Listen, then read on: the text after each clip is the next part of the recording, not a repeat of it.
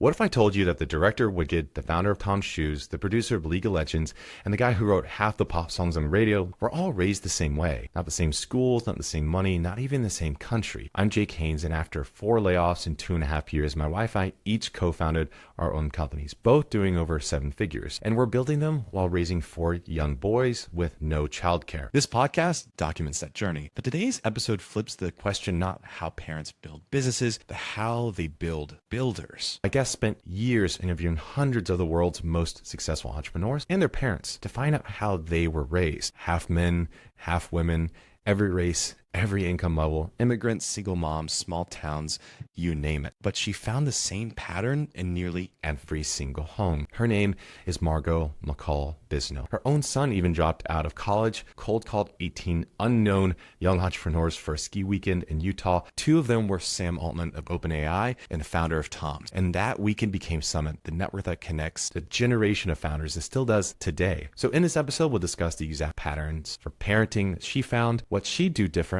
with her own looking back, and the one finding about these families that shocked her the most. So if you're building a business while raising kids, this is the blueprint to pass on to the next generation.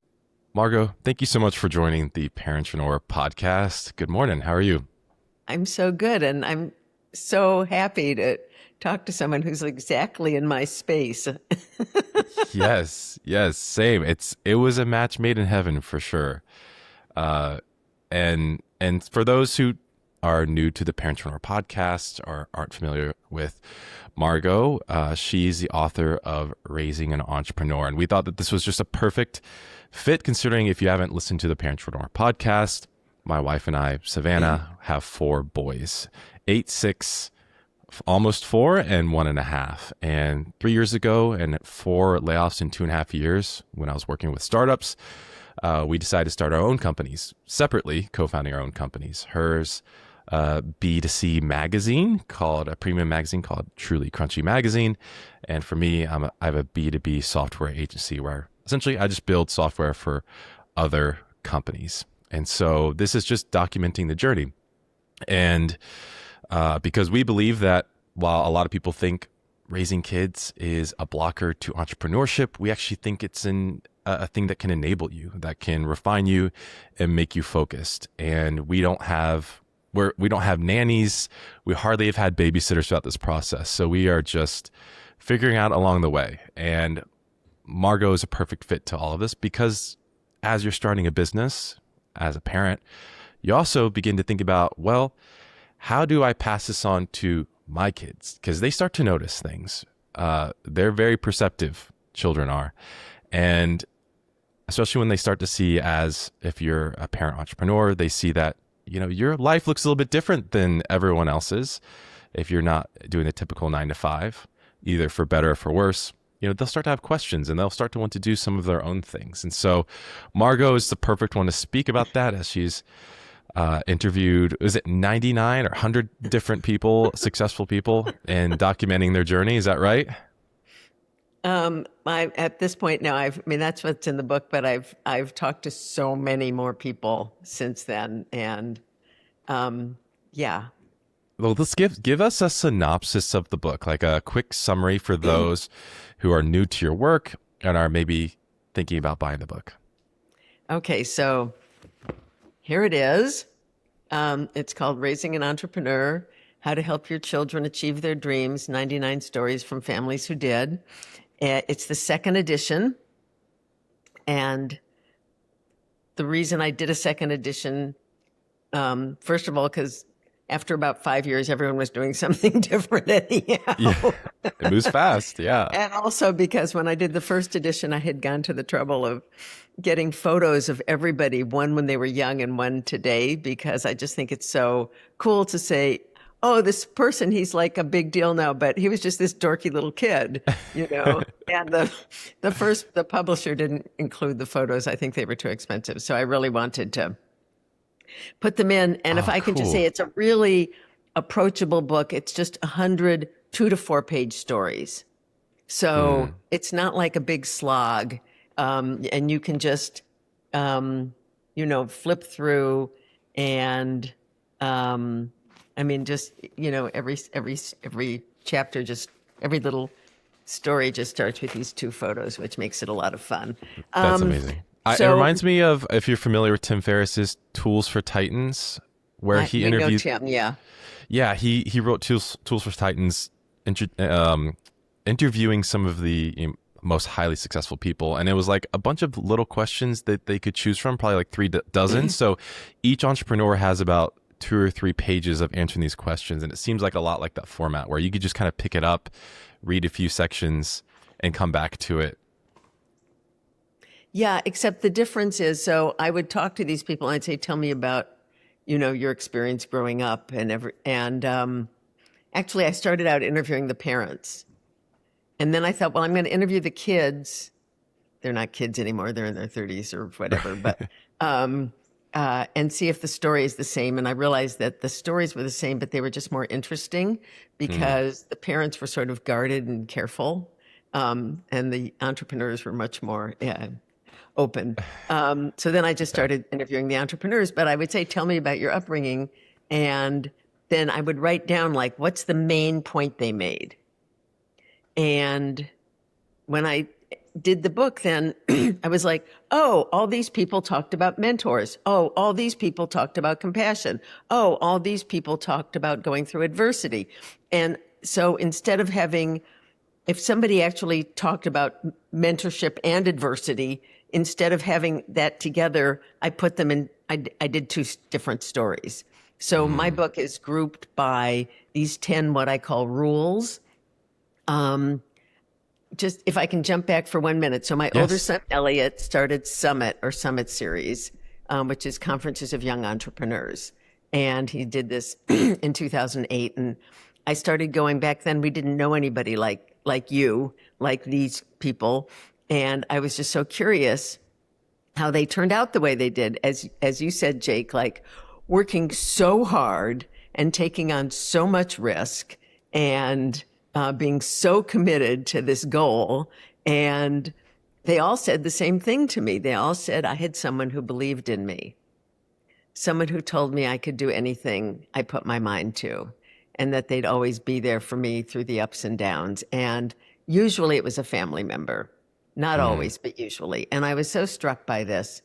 And I kept talking to my kids about it, and they said, you have to write a book. I'm like, I can't write a book. And they're like, no, you have to write a book. I said, no, I can't write a book. And they said, you have to write a book. So they actually wrote the foreword, and they said, everyone needs someone to believe in them, and sometimes that's even your kids. That's so I sweet. started interviewing these people. I had no idea what I'd find.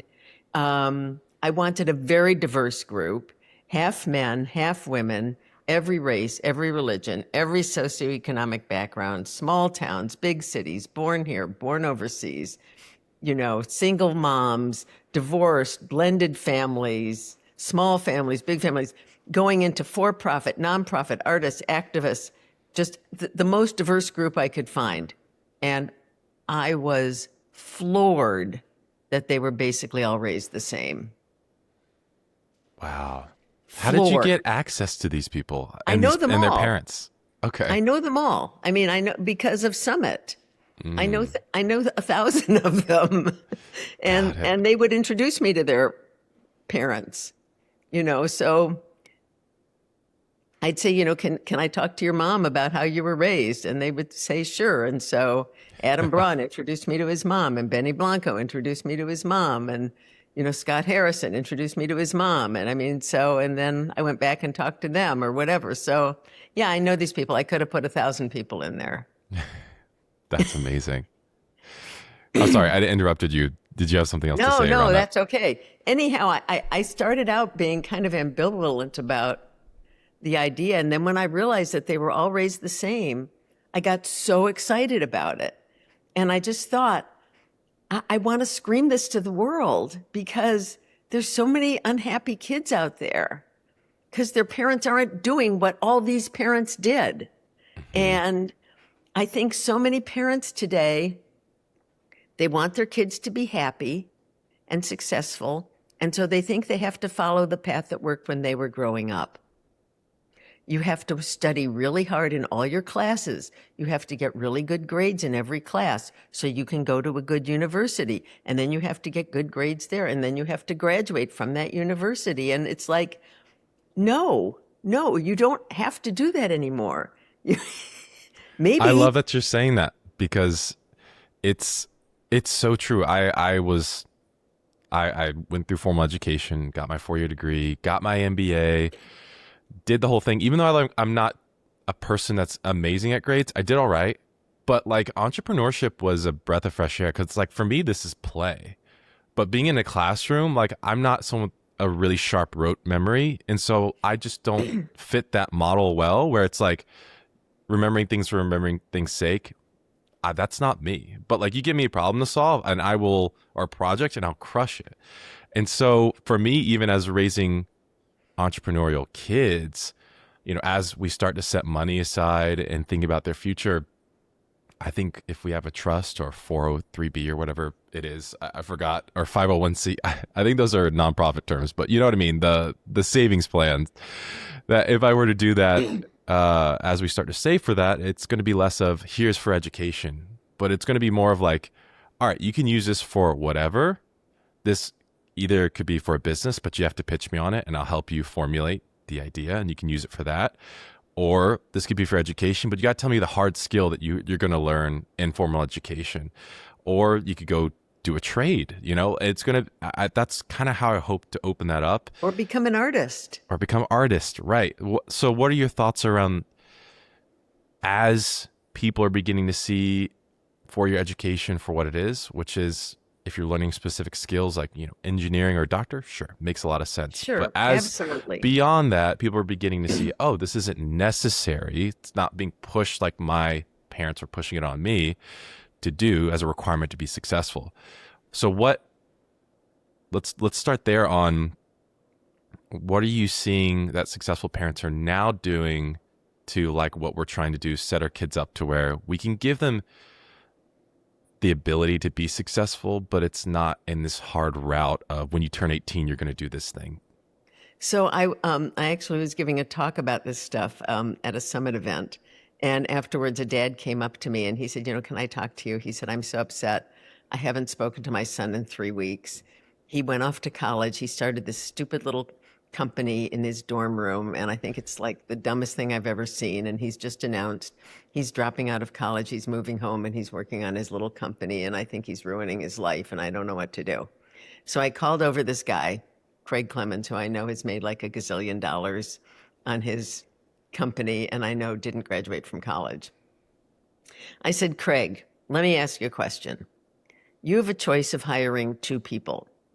One started a little company, worked on it for a few years, decided, this really isn't the right product. And plus, I really need to learn a little more about how businesses work. The other one stayed in college, wasn't really interested in any subject, didn't get great grades, but graduated. Which one do you want to hire? And Craig, without blinking, said, I want to hire the first one, and so do the other 300 people in this room. And the dad was just like, wow, thank you. Like he hadn't been trying to be mean. He just didn't get it. Yeah. He didn't realize the world had changed. Get it. He didn't know the world had changed. And my older son, Elliott, dropped out of college after 2.5 years. And I mean, my dad was a professor. I grew up in university towns. It never occurred to me I could have a kid who didn't graduate from college. And he's probably one of the most successful kids in his high school, from his high school graduating class. I mean, he's just done amazing things. And, it was hard for me. I mean, I had to take a big gulp. He said he was taking a semester off. Semester off. Semester off. And it was funny because my husband had a startup and he had started working for my husband like the summer between his sophomore and junior year and selling ads. And he just loved it so much. And he just wanted to become an entrepreneur and wanted to do something interesting. And I said, okay, Well, you can take a semester or two off, but if you have to sell $1 million worth of ads or you have to go back to school. And I thought this was impossible because he had sold like $300 worth of ads at that point. So of course he sold $1 million worth of ads. But the thing that really got me and really made me realize how wrong my old attitude was is that he wanted, to meet young entrepreneurs and see how they had done it. And so in April of the year he would have graduated, a month and a half before he would have graduated, he cold called 18 young entrepreneurs and invited them for a ski weekend in Utah. And it was people like Blake Mycoskie from Tom's Shoes and Sam Altman from OpenAI. And all these people were in their 20s and were just starting out. And they had never met anybody like themselves before. And they all said, you have to do this again. And I want to bring 5 friends. And that's how Summit got started. And if he had stayed in school for another year and a half and then gone to work, with my husband for a year and a half and then tried to do it, the moment would have passed him by. I mean, Summit became a huge deal because it was the first time young entrepreneurs had ever gathered.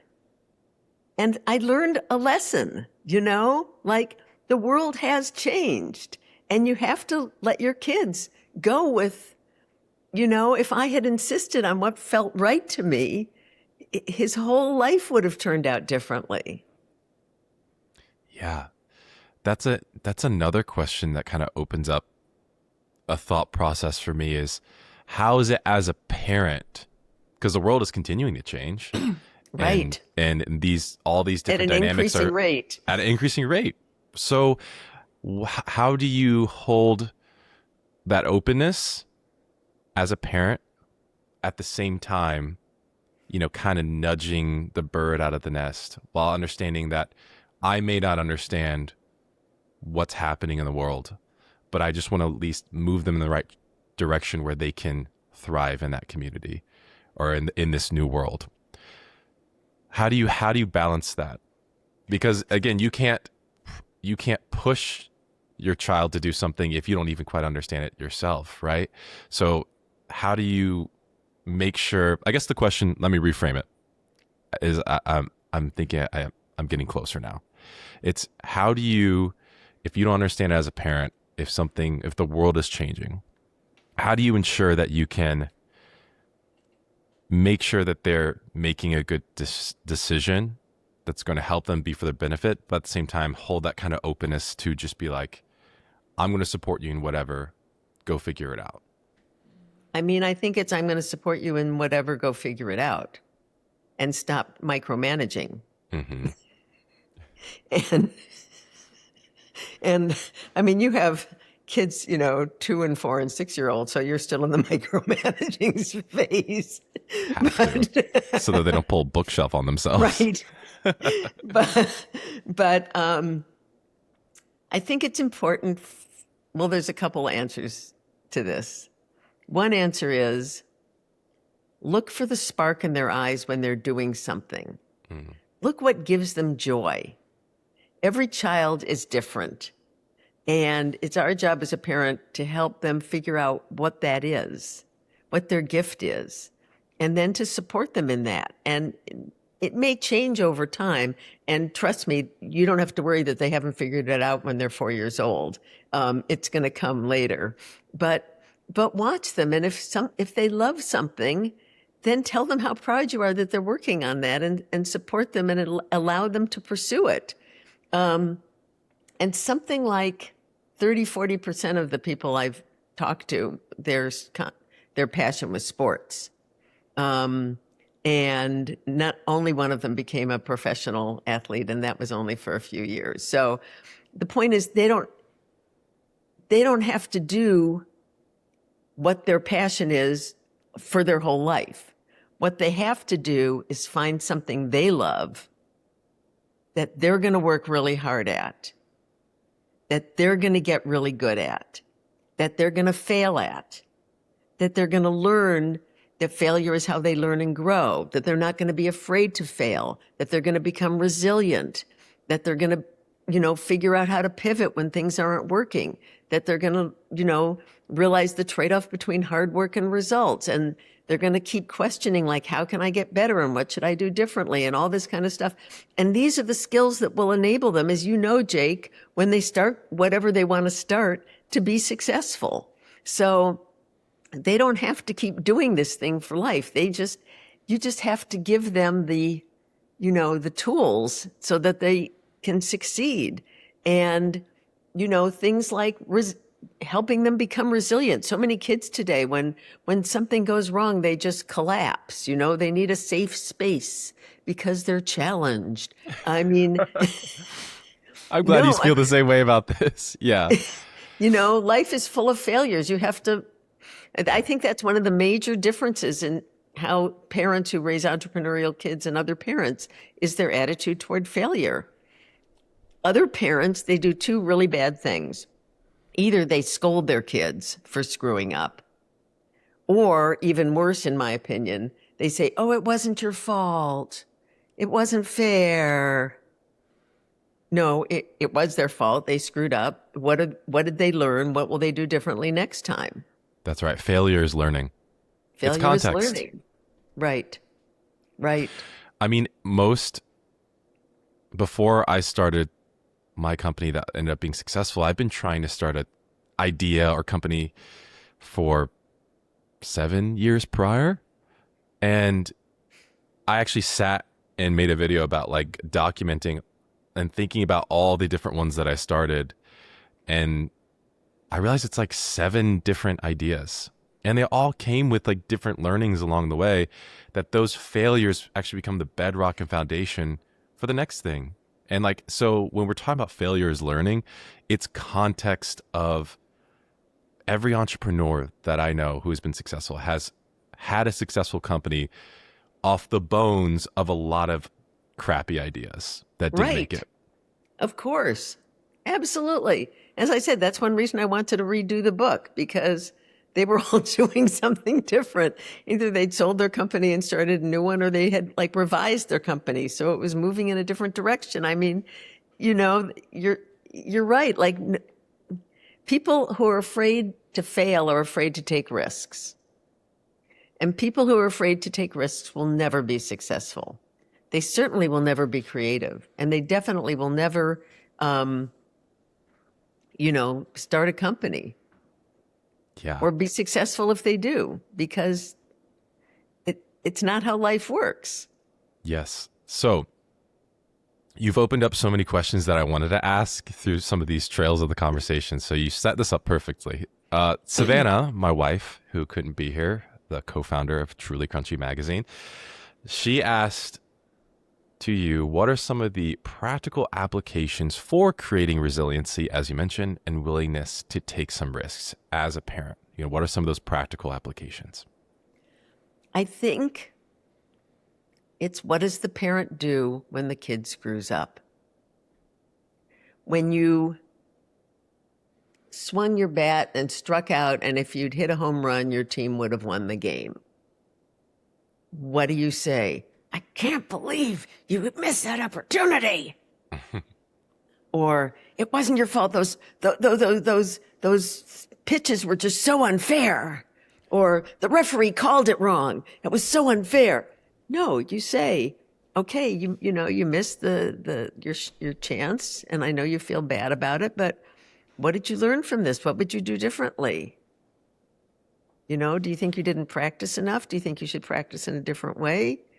Like, what would you change? And every entrepreneur I talked to told me that they weren't afraid to take risks because they always knew if they failed, they could go home. They always knew if their company didn't work out. I mean, John Chu, who I adore, the movie director who did Wicked, and he said, like, I was never afraid to take risks when I was starting out because I always knew if the movie was a flop, I could move home for a year or two. They were never flops. They were always wonderful because he's so creative. But I mean, so many people told me that's how they were raised, not to be afraid to take risks and not to be afraid to fail.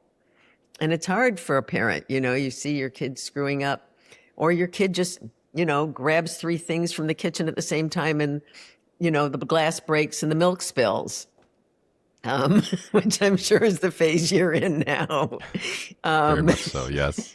and what do you say? Well, you say, well, you have to clean up the mess, but what did you learn from this? You don't scold them. You don't scream at them. You're like, okay, you broke a glass, you spilled the milk. Like, what did we learn? What would we do differently? It's fascinating because, again, part of people listening to this podcast are parents trying to start their own businesses. So if we are modeling as aspiring parent entrepreneurs, starting our own thing, how do we model, or someone who's wanting to start their own business as a parent, model resiliency and risk taking to our children if maybe some of these people haven't had that modeled for themselves?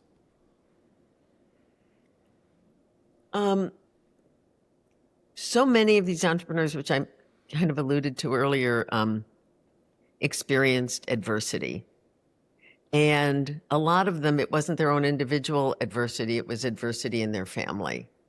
And their parents were really open about it, and explained that they were going through a tough time and, what they were doing about this. Brian Meehan, who founded Blue Bottle Coffee, and he grew up in Ireland. He told me his dad had been an entrepreneur, and then there was a big, recession in Ireland, and his dad lost Potato his famine. yeah, and or something. And he said the first time he realized this is they got a letter from their school saying that they were in arrears in their payments, and he didn't know what the word arrears meant, and he had to look it up. And that's when he found out, and his dad explained, and his dad went to the school and said, I've got to take the kids out of this school. We can't afford it anymore. And the headmaster said, no, you're keeping the kids in this school and we'll cover their school fees. And Brian said when he sold his first company, the first thing he did was make a donation to this school to set up 2 scholarships in the headmaster's name. But I mean, he saw his father going through adversity. I mean, Blake and Paige Mykoski, that's Tom's Shoes and Aviator Nation. They talk a lot about how their mother was, wrote a book called Butter Busters with sort of healthy heart recipes after she was struggling with this, and how hard it was for her. And, and she was very open about how hard it was for her to get people to read the book and how to get the book out. And, a lot of these parents, they were really open with their kids about struggles they were going through. Yeah. That's unlocking memories for myself. I mean, I experienced, like I said, 4 layoffs in 2.5 years. I also saw my dad get laid off by the same company twice. Wow. And that is what kind of unlocked it for me of, ironically enough, I didn't want to go through that. And early on, it made it very clear. I think the only way that I can do that is having control over my own thing. And that's really what set me down the path of entrepreneurship from an early age as a teenager to figure that out. So that's very interesting. But there were other parents who had no real adversity in their lives, but they would talk to their kids about the adversity their own parents had experienced. So, I mean, the kids just grew up hearing that adversity isn't a disaster. Adversity is something you go through and get stronger from and You're learn not made from. of glass, right? Right. Gotcha. Okay, one thing I'm curious to know is a lot of people want to know, how do I raise successful kids? And I'm sure that you probably, as you meet someone on a plane or at an airport or some social event out in public, people hear what you do and they probably ask, all right, how do I raise successful kids? They want you to give you that quick, pithy response. And so if you were someone stopping you on the street and they hear what you do and they ask, how do you raise successful kids? What is the 1 or 2 sentences you say to Well, I guess the answer first that thing I question? would say is how do you define successful? So to you, is successful mean you're making a lot of money? Or to you, is successful mean you love what you're doing? Success for me, I think for how me and Savannah would define it, would be freedom. Right. But I think a lot of parents, it's making money. Mm-hmm. And then I would say, well, then, tell them to get good grades and go to Wall Street. Yeah. Right. But if to you success is, like you say, Jake, freedom to do something you love. I mean, so many people in this book, like Jonathan Neiman, who started Sweet Green, he said, I work harder than anyone I know, and I love what I'm doing so much that I feel I've never worked a day in my life. That's how I feel. And that's how you feel. And so to me, that's success, whether you're now making a lot of money or whether you're not. I mean, and I think if that's your goal of success, again, it's seeing the spark in your kids' eyes and encouraging them to pursue that. So we have 2 kids who both had passions growing up, like serious hours and hours every day, 7 days a week, from the time they were 13, in areas we knew nothing about. Elliott was playing tennis, and Austin was writing music. And we don't play tennis, and we don't know anything about music. And, I didn't know any of this stuff at the time we were raising our kids. But I'm just grateful now that when I look back neither of them were phenomenal students. But they were so intensely committed to this thing that they loved, and they were so passionate about it, and they worked so hard at it. And how could you not be proud of them? I mean, Austin wrote 300 songs before he graduated from high school. I mean, it was pouring out of him. And my epiphany with him was, he was in 11th grade. He was playing the piano. It was exam week. And I said, Austin, stop playing the piano and go study. And he said, I have a new song in my head. I just have to play it so I can visualize it, so I can write it down when exams are over. And it was like, oh my God, like our brains are actually nothing alike. Like it was like an epiphany for me. I thought everybody's brain was like my brain. Yeah. And I finally realized that no, my brain is how I think and his brain is how he thinks. And they're like we don't have anything in common. Yeah. And with Elliott, he fell in love with tennis and he was doing every sport, but he fell in love with tennis when he was like 12. And we don't play tennis, as I said. And he just, all he wanted to do was play tennis, and he just kept losing, and he'd say, I know what I did wrong. I'm going to beat him next time. And he ended up 35 in the country. And wow. He was honored by the tennis center where he trained for what he had done off the court. And he said, everything I am today is because of tennis. I didn't work hard at school. I didn't like school. Tennis is where I learned grit and focus and determination and resilience. And so, and I'd go to these tournaments with the top 100 kids in the country. I think I was the only parent who didn't know the rules, But I realized, when I wrote the book, that the fact that we don't play tennis or know anything about music was actually a great thing, because they had to figure everything out for themselves. If they had gone into something I knew something about, I'd have been all over them with advice and suggestions. But I couldn't tell him who to train with or what tournaments to enter. I couldn't tell Austin what kind of hardware to get or what instruments to take lessons in or anything. I couldn't give them advice. And so, ironically, that worked out really, really well for them, because they learned to make decisions. They learned to, change their decisions when they weren't working. And they learned all the things they needed to learn to become successful. It's kind of what we mentioned earlier about that question of how do you have that openness, but also help them do what they want to do to be successful.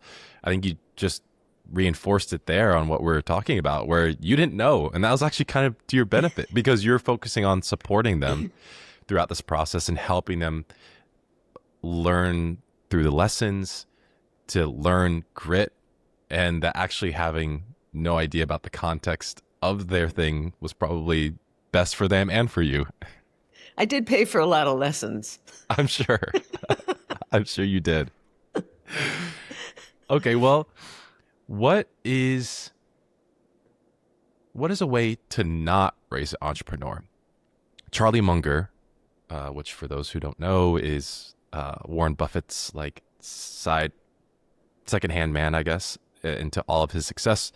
But he has this idea of inverse thinking, where if you're not sure what to do, sometimes we can overthink things. The easiest way to understand how to navigate a situation is think about what's the inverse here? How do I completely, royally screw this up entirely? Outline that, and then just do the opposite of those things that you outlined. So what would be a way to not raise entrepreneurial kids? Well, just like I think most parents in America are doing, which is why they have so many kids who are unhappy. Just, you have to study every subject in school. Stop spending so much time on your music or your tennis or your art or your cooking or your sewing or whatever you're doing, and go back and study your trigonometry. Like, really? Like, have you ever used trigonometry? So, and by the way, don't waste so much time on that thing you love. You need to have good extracurricular activities that'll help you get into the right school. And I mean, I always think about, do you remember the college admission scandal where the parents were paying somebody else to take the exam? And everyone was like, oh, these rich kids, they have so many, advantages. And all I could think of was these poor kids. Basically what their parents said to them was, if you don't get into this school, you can't be successful in life. And if this school knew the real you, they wouldn't want you. So we have to pretend you're somebody other than what you are, because otherwise you can't be successful. I can't think. You asked me, Jake, what's a terrible way to raise a kid who's not going to become entrepreneurial? I can't think of a worse thing to do to a kid than to say you have to pretend to be somebody you're not if you want to succeed in life. How about, you're so good at this, and we're so proud of you for how hard you're working at this, and we want to support you. And if you want to go on to school, we're going to find a school that values what you are doing and where you can thrive. Yes. So then, what are some practical applications you would give Savannah and I on raising, again, very young kids? So let's talk about our 6 and 8 year old. What are some practical applications today that we can start implementing beyond, of course, the mindset and the grit and determination? They're starting to ask questions about making money, and we're starting to give them little jobs and tasks and paying them for it. So what are some things we can do for someone who has very young kids who are entrepreneurial curious?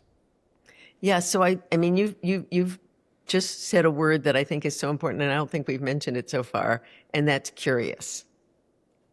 So I think one of the most important things parents can do with kids from 3 to 18 is encourage curiosity. And especially with older kids, I mean, but also with your age kids, what happened at school today that you liked? What didn't you like? What would you change if you could change something? What do you think would make this better? I mean, so many companies get started because somebody gets really good at something, and then they say, there's this aspect of it that really isn't that great, that I could improve, because they've spent their whole life thinking, what could I do differently? What could I do to make it better? This is why a lot of teachers often don't like kids who become entrepreneurs, because kids who don't become entrepreneurs are happy just to sit there in class and do what the teacher wants and give the teacher the answers the teacher wants. It's And even a risk people, in corporate life. Like if people know you have an entrepreneurial background and you try to get a corporate job after the fact, like it's a red mark against you because they just want you to conform. well, that's the wrong company then, obviously. Right. Right. But I mean, just like even for your institutions to big corporations, like, yeah, it's not encouraged unless it's intentional. So again, I mean, I would say encouraging curiosity is one of the most important things. You can't send an incurious child to entrepreneur camp and have them become entrepreneurial. Yeah. The approach to failure, as we mentioned earlier. But also, I would say everybody that I talked to, and they were all basically raised the same, and they were all raised with expectations about behavior and like you will come to dinner, you will, keep your napkin on your lap, you will be polite to your family members, you will have a bedtime. I mean, all these sort of rules about the little things, and then complete freedom on the big things. Whoa. That's huge. I would love for you to go more into that. So actually, after I did the first edition, a book came out about grit, and she has a whole section in there called Parenting for Grit. And how she says to parent, if you want sort of entrepreneurial kids the right way, and it's exactly how all these kids were raised, is there's the super authoritarian, which is really bad, and then the super like, oh, laid back, you can do what you want, no rules, which is really bad. And then there's the way all these people were raised, which is the way she recommended, which is rules and expectations about the small things and complete freedom to do the big things. Oh, you want to backpack across Europe with your friends for the summer?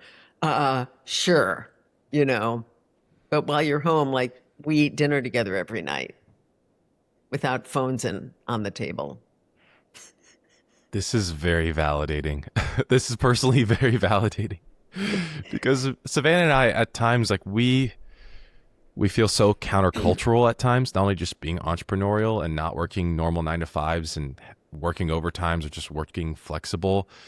But then like we sprinkle in, we're very intentional on spending time outside, on activity, on working out together as a family, on meals together as a family. And it's just hard because they see the difference at times of what other parents do, and like unlimited video game time and things like that is very alluring to a 6 and 8-year-old, as you can imagine.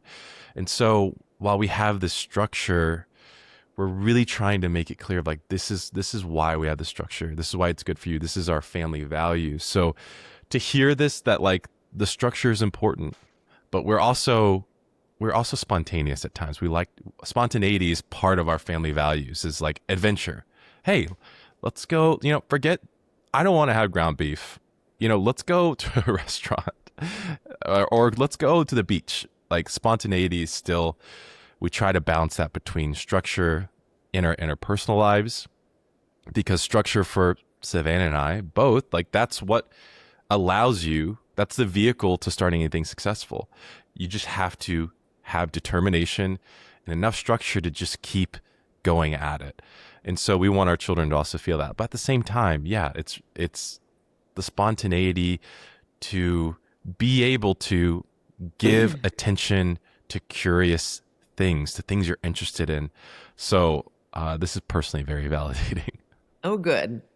Oh, good. Yeah. We, people used to say, what time does your family eat dinner? And I'd say, when the last person walks in the door. Yeah. I love that. Then what are, in your personal opinion, for what you're seeing today and evaluating some of these stories, what are some of the best business ideas for kids? Yeah, see, I'm not that into businesses for kids. I think if your kid has an interest in business, that's fine. If there's something they discover that they love, that they want to sell, that's great. You can encourage them. But I mean, I go to all these things, these sort of entrepreneur things for kids, and the kids are selling things, and it's clear like it was the parents' idea. And again, this is like sending your incurious kid to entrepreneur camp. I mean, of all these kids, all these entrepreneurs that I talked to, there were only 2 or 3 who had businesses in high school. I mean, the point is not, look, if your kid loves business, wants to sell things, that's great. I mean, one of them, Joel Holland, who I adore, they live near a golf course, and he would go, in the evenings and pick up the stray balls and clean them off and sell them. I mean, that's terrific, and his parents encouraged him in this. But most kids, like Elliott was playing tennis. It would have been horrible if I'd said, oh, you have to set up a racket stringing business. I think that's the best answer. Your non-answer is actually probably the best answer. No, but it's just what does your kid love? Each kid is different. So you can't just say, I'm going to have all my kids have businesses, because one of them may just want to paint. Mm-hmm. And one of them may just want to play soccer. And one of them may just want to cook. And one of them may want to sell things. So that's great, And by the way, sort of adding on to that, and it's something you said earlier, Jake, yes, teach them financial literacy. Teach them to be responsible with money. Teach them, like, if they do make money, maybe to save some, and maybe even to give some away, to a charity, or to volunteer, to help other people. I think financial literacy is wonderful. I probably could have done more of that with my own kids. But you can't make them have businesses if that's not their calling. Yeah. Then when you look back retrospectively after you wrote the book, what is like the one thing that you look back that you would do differently? And I know there's the answer where it's like, well, I wouldn't do anything different because it got me to where I am today. But when you think about how you did things as a parent, what would you have changed now knowing what you know? I would have had them do more chores. Really? I would have had them do their laundry. Why? I just think it's good for kids to grow up having done more chores. Or let's start with, why didn't they do their laundry first? I mean, they were so busy with this passion that they each had that they just didn't have a lot of extra time. They weren't goofing off. They weren't partying. And I don't know, I just was so thrilled seeing them work so hard at this thing that they loved that I just didn't want them to take extra time. But I should have, and and they've even told me that I should have made them do their laundry. Why? Just to be more responsible, I guess, or to know how to do laundry. And the other thing I think I would have done differently is I would have let them walk home, like, from baseball, which was only 6 blocks away. And I never did. I could have. So again, the question is, why didn't you, and why do you feel like that's important now and you would change? I didn't just, I remember reading something or listening to something on NPR at one point. They said child abductions by strangers compared to is like way, way down from the 1950s, and fear of child abductions by strangers is way, way up from the 1950s. So We've I just mean, talked about that. It's like everyone's so much more fearful because of how much social media and news coverage there is out right, there. But in reality, things are so much safer. right. I mean, they could have walked home 6 blocks from baseball. It would have been fine. And what would they have learned? Or what do you think that benefit would have been if they did? No, I don't know. I mean, I was always looking for ways to let them to let go in a safe and responsible way. Like You let know, go as so in participate in their agency essentially, like individualism. flying home alone from, tennis camp in California. Like, you know, like going by themselves to something. Like, I mean, it's hard to give your kids that sort of independence and also protect them. Yeah. I mean, I just think it's a thing every parent's going to go through, kind of struggle with. If I could add on to that, I think I see the benefit now in what you're mentioning. Because especially I think in the world we live in today and how young children have screens, personal screens now, my biggest fear is that people, whether it's adults or children, are not giving themselves space to think. And I think that, Stephen Pressfield talks about like the muse, inspiration striking. How much are we muting the muse by just not listening? And Right.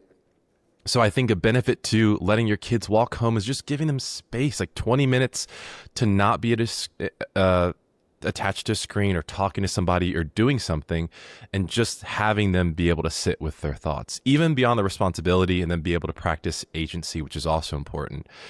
I think I would imagine a big part, and I'd be curious to know if you could like go back and ask this question to some of your entrepreneur friends. I'd be very curious to know like where did space of like giving yourself space to think and process, like where did that all fit in? Because I feel like for me, at least personally, my biggest unlocks spiritually, I'm a person of faith, uh, and just entrepreneurially has been surrounded in me just giving myself time to sit and think, put the phones and screens, laptop and everything away, and just have either pen and paper or nothing at all, or maybe just a cigar, and just forcing me for an hour and a half just to sit, no one talking to me, and just process. And I feel like those are where the biggest unlocks occur.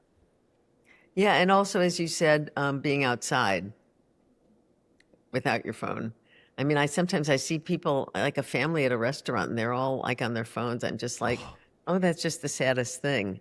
Yeah. Um, but also, I love that you talked about faith. So one of the things that really surprised me interviewing these people is how they were pretty much all people of faith.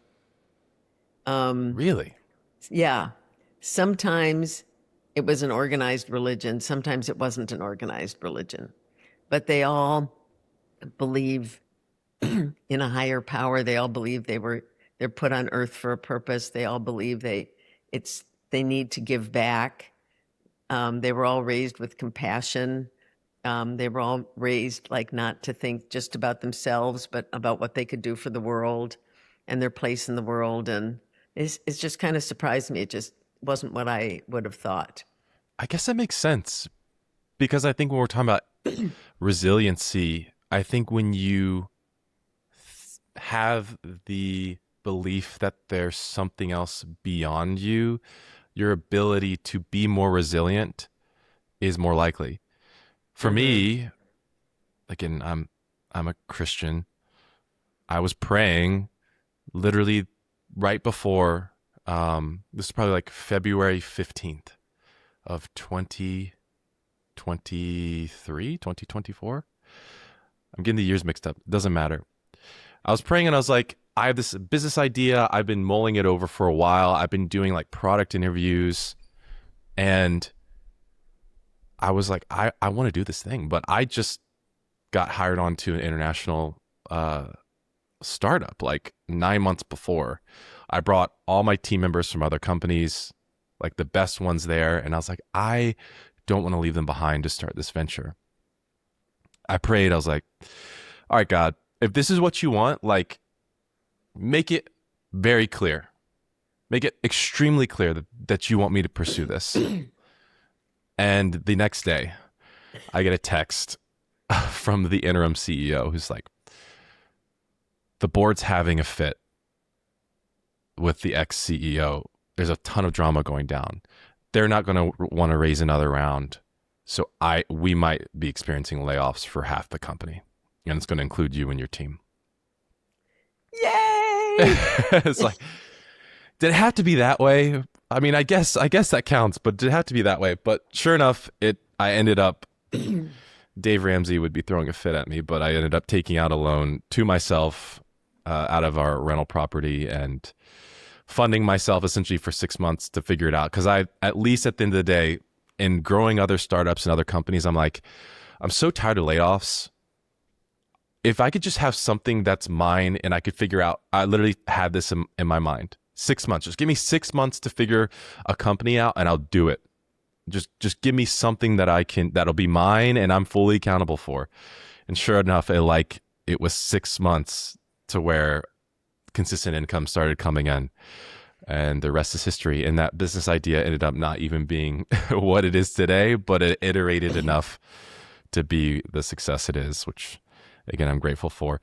Margot, we're at an hour and I want to be respectful of your time, but you're a gem. This is so much fun. I think that a part 2 would be awesome if you're open to it. Of course. I mean, there's nothing I'd rather talk about. And especially with someone like you who's like so into it and so much my same mindset. Yeah, this was a perfect match. Anything you want to end with, whether it be a plug, an idea, a thought, or something you're just kind of mulling over? I would love for people to get my book. Make sure it's the second edition. And I have a hard copy. It's on Kindle and I actually read it. So it's on Audible. Oh, amazing. And I have a website, raisinganentrepreneur.com, that has links to like all the articles I've written and the podcasts I've done and stuff like that if they have an interest. Check out the book. And Margot, again, plug some of the people, the biggest names that you've talked with that are in this book. I'm happy to give you some names. I do want to say that before I started, Elliott said to me, Mom, promise me you won't just interview the billionaires. Because first of all, they're all white men. And second of all, that's not what people should aspire to. And it's also not what anyone is likely to end up with. What you want is a diverse group of people who are doing something they love. And some of them might have 5 employees. And some of them might be artists who are also entrepreneurs, and some of them might be activists, trying to mobilize groups to do things. And so they're not all big names. I do have some big names. Some of them I've mentioned: John Chu, who directed Wicked, Blake Mycoskie from Tom's and his sister Paige from Aviator Nation, Kevin Plank from what do you call it? The clothing company. I'm losing my mind here. Under Armour. Okay, Under Armour, got it. Sorry. I don't know. So Benny Blanco, who wrote like a gazillion songs. All the pop songs, essentially. All the pop songs, yeah. So, and so many fun other people that you've probably never heard of. Thomas View, who was one of the people who created League of Legends, for example. Oh, cool. Yeah. And what's your favorite story? Remove all because the names are just for the sake of selling your book. I'll be totally transparent. But I'm curious to know, what is the story or the one that you actually love the most or think that people will appreciate the most, even if they're not the biggest name? I mean, so many. I mean, I love so many of the stories of the people I've just mentioned. I mean, I love John Chu's story. His parents were immigrants. They have a restaurant in Palo Alto called Chef Chu's. They wanted their kids to be, serious professionals. John fell in love with making movies when he was in fourth grade, and his parents always thought it was kind of silly. And I think he was in ninth grade. He was supposed to be asleep. His mom came into his room and he was doing a video on his laptop. His mom said, "Put that nonsense away and stop wasting your time. You need to get a good night's sleep so you can do well in school tomorrow." And he burst into tears and he said, "You can't make me stop. It's what I want to do for my life. It's what I love more than anything." And she said, "Go to sleep. We'll talk about it tomorrow." And she came to pick him up at school the next day. She'd been to the library. She'd gotten 10 filmmaking books. And she said, "If you want to do it, be the best." And after that, he said his parents were like the most supportive in the world. That's precious. But I mean, Thomas View, I mean, you asked for only one story, but his parents were also they were immigrants. They came here from Vietnam. Crazy story, attacked on the sea and barely made it. And his first school was in Texas, I think, where everybody spoke Spanish. And and he was majoring in like physics or something that his parents were really excited about. And a semester before he would have graduated, somebody came from electronic arts to talk to his school, and he talked to them. And anyhow, he ended up dropping out and joined the electronic arts first intern class and became one of the producers of League of Legends. And the first time he went back to Vietnam, it was for 100,000 people in a stadium in the town he'd grown up in, watching, playing his game. Wow. So, I mean, there's a million stories here that are just, I mean, I could give you 10 more, but I know we've run out of time. So. Well, I think you're just reinforcing that there needs to be a part two then. If you're open to it, I would love to then impart to anyone else watching or listening, like, what are some questions if we did a part two? And maybe they'll be included on the next one if you'd be so kind to entertain a second one, Margot. So fun, of course. Awesome. Thank you Thanks, so much Jake. for joining the Parentreneur podcast, Margot. And thanks for watching, everyone out there.